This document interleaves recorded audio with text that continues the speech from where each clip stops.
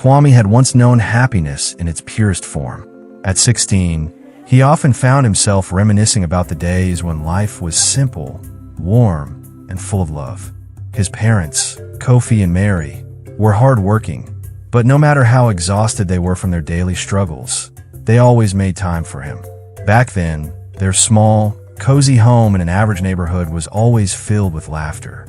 Weekends were sacred. Family outings to the park, playful board game nights, and long drives just to get ice cream.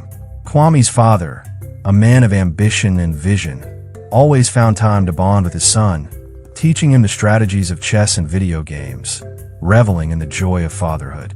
His mother, a woman of tradition and wisdom, always insisted he learn his way around the kitchen. "A man who knows how to cook will never be at the mercy of another," she often said, handing him a wooden spoon as she stirred a simmering pot. Kwame cherished those moments, standing beside her, tasting the rich flavors of home-cooked meals, feeling the warmth of her presence. But life had other plans. His father's business, once a modest venture, suddenly soared beyond expectations. Within a few years, their family found itself thrust into the world of the elite. They moved out of their humble home into a sprawling mansion in one of the most prestigious neighborhoods in the city. To anyone else, it would have seemed like a dream come true. But to Kwame, it was the beginning of his loneliness. His friends were no longer just a short walk away. Their new home, though grand, felt like a cold, empty palace. His parents, now busy managing a rapidly expanding empire, were constantly traveling. When they were home, exhaustion weighed them down. Conversations became shorter, family dinners became rare, and slowly, the warmth that once defined their household began to fade. His new school was filled with the children of old money, kids who had been born into privilege and knew no other life.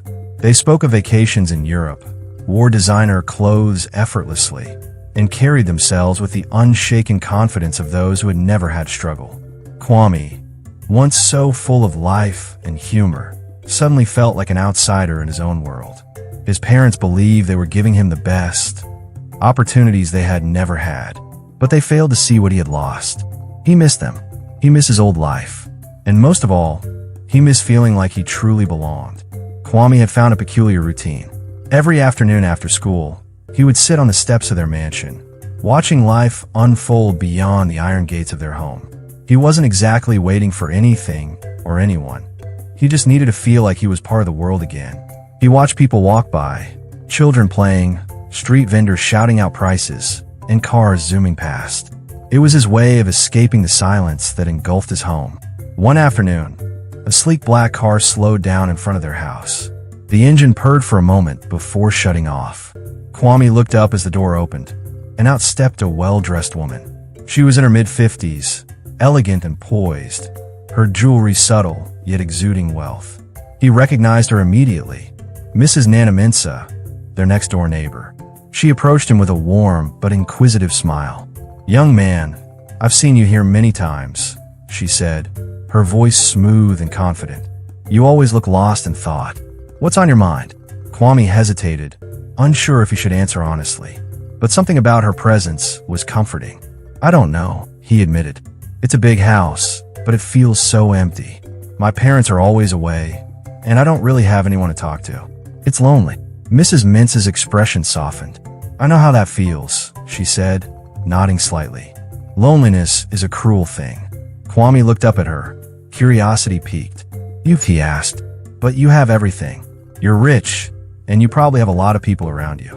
She gave a sad smile. "That's what people think. But after my husband died 5 years ago, people didn't come around for me anymore. They came for my money. It's a different kind of loneliness, but loneliness all the same." For the first time in a long while, Kwame felt understood. He wasn't just a spoiled, rich kid whining about his problems. His pain was real, and someone else knew exactly what it felt like. Mrs. Mince straightened and gave him a reassuring smile. "Come, let's change that. You don't have to be lonely all the time." That day, for the first time since moving into the mansion, Kwame felt something close to happiness again. She took him to a high-end entertainment center, where they played virtual reality games and drove toy race cars like two kids. She took him to luxurious restaurants, where the food was art, and showed him the perks of wealth. designer clothes, luxury shopping, and exclusive experiences. Being rich has its advantages, she told him, handing him an expensive watch. You can be lonely, but you can always find ways to be happy. And for the first time in years, Kwame began to embrace his new life. Kwame's life took a turn he never expected. Every afternoon, once school was over, he would rush home, drop off his bag, and make his way next door to Mrs. Mintz's house. It had become a routine, one he looked forward to more than anything. She welcomed him with a warm smile, always having something planned. Some days, they stayed in and watched movies, sharing popcorn on her oversized couch. Other times, they cooked together, laughing as they experimented with recipes. Kwame had always been comfortable in the kitchen, thanks to his mother's early lessons. But Mrs. Mintza introduced him to a new world of refined, gourmet cooking, French pastries, Asian stir-fries, and dishes plated like art. She spared no expense in showing him the luxurious side of life. She took him to expensive amusement parks, where they raced toy cars and played virtual reality games. She introduced him to restaurants where chefs prepared food right in front of them, turning a meal into a performance. She took him shopping in designer stores, picking out high-end clothes and stylish perfumes. Being rich is lonely, she told him one evening as they strolled through a quiet, well-lit street in the upscale part of town. But it doesn't mean you can't create your own happiness. Kwame absorbed everything she said, embracing this new way of life.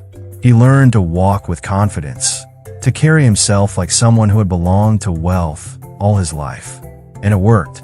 At school, the other students, once distant, began noticing him. His clothes, his scent, the quiet but powerful aura he carried. He was no longer the awkward boy from an average background. He was different. He was refined. His parents, whenever they came home from their business trips, noticed the change. He was happier, more talkative. They complimented him on his new style, his confidence. Money is good, isn't it? His father joked one evening. I see you're finally enjoying the life we worked so hard to give you. Kwame smiled and nodded. He told them he had made a new friend, someone who showed him how to enjoy the good life. His parents, relieved that he was no longer miserable, encouraged it. It's good to have a mentor, his mother said. Someone older to guide you. They had no idea who this mentor was. As the months passed, Kwame and Mrs. Mintza grew even closer. Their bond was unlike anything he had ever experienced. She was more than a friend. She was his safe space, his escape from loneliness. She listened when he spoke, gave him advice, and treated him like he mattered. She made him feel important. But something changed. One evening, after a long day of shopping, they returned to her house. They had bought a few luxury outfits for Kwame, and he was excitedly trying them on, showing her how well they fit. She laughed, clapping her hands as he strutted around like a model. You're growing into a fine young man, she said, her voice softer than usual. They sat together on the couch, watching a movie. It was a romance film, and as the lead characters shared a passionate moment, the air in the room felt different. Kwame noticed the way she looked at him. Not like a neighbor, not like a friend. Something deeper, something he didn't understand. Then she leaned in and kissed him. His heart pounded. He was shocked, confused. He had never kissed anyone before, and he didn't know what to do. But he was young, and it felt right, in a way he couldn't explain. So he kissed her back, and that night, he learned things about the world he never thought he would. It didn't stop there. What started as an innocent friendship evolved into something forbidden. Kwame, still naive in many ways, didn't question it. He liked her. She made him happy. She made him feel wanted. And for Mrs. Mintza, it was as if she had found something she had lost years ago. Passion, intimacy, connection. She knew it was wrong, but she didn't stop. Neither did he. Kwame had never been happier. Every day after school, he rushed home, freshened up, and made his way next door to Mrs. Mintza's house. It had become a routine, a secret world where he felt understood, appreciated, and loved. They no longer needed grand outings. Just being together was enough. They would cook meals, watch classic romance movies, and sometimes just sit in silence, enjoying each other's presence. Mrs. Mintza treated him like a man, not a child. With her, he wasn't lonely anymore. But reality had a way of catching up. One evening, Kwame's parents arrived home earlier than expected from their business trip. As their car turned onto their street, his mother gasped, clutching his father's arm. "Is that Kwame?" she asked, pointing ahead. They saw him walking beside Mrs. Mensah, their fingers intertwined, laughter on his lips. It was a small gesture, but it sent alarm bells ringing in their minds. His father tightened his grip on the steering wheel, his jaw clenched. He didn't want to jump to conclusions. Not yet. They drove past the pair, acting like they hadn't noticed, and parked in the driveway. That night, when Kwame returned home, he was met with a storm. "Young man," his father's voice boomed through the house.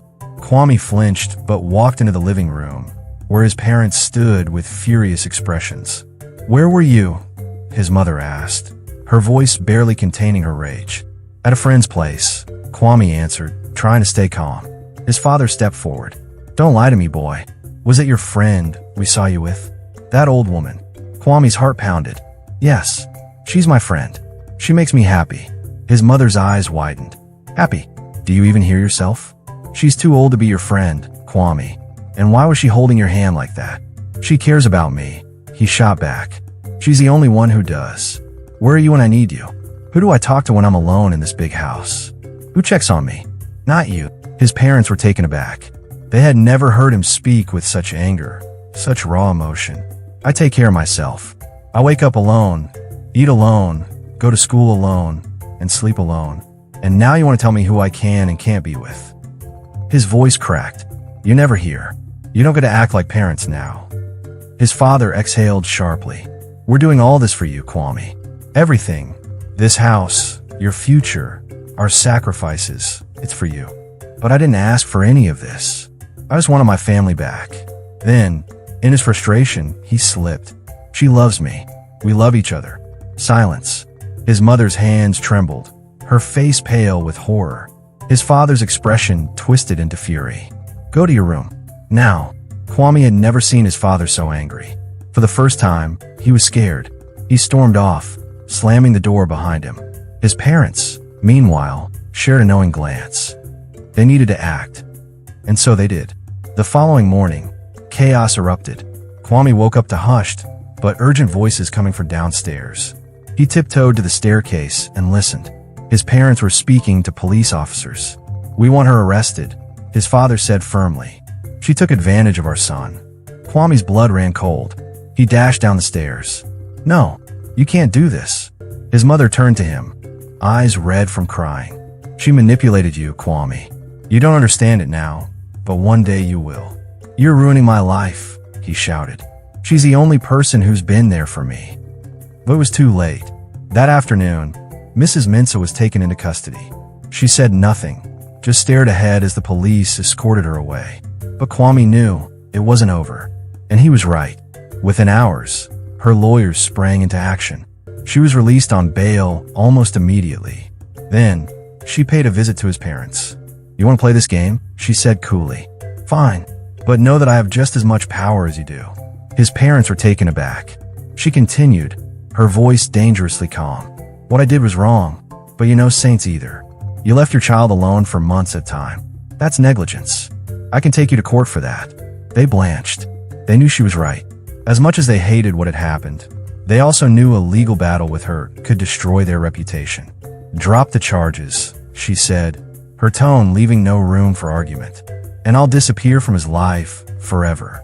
With no other choice, his parents relented. The case was closed, and true to her word, Mrs. Mensah vanished.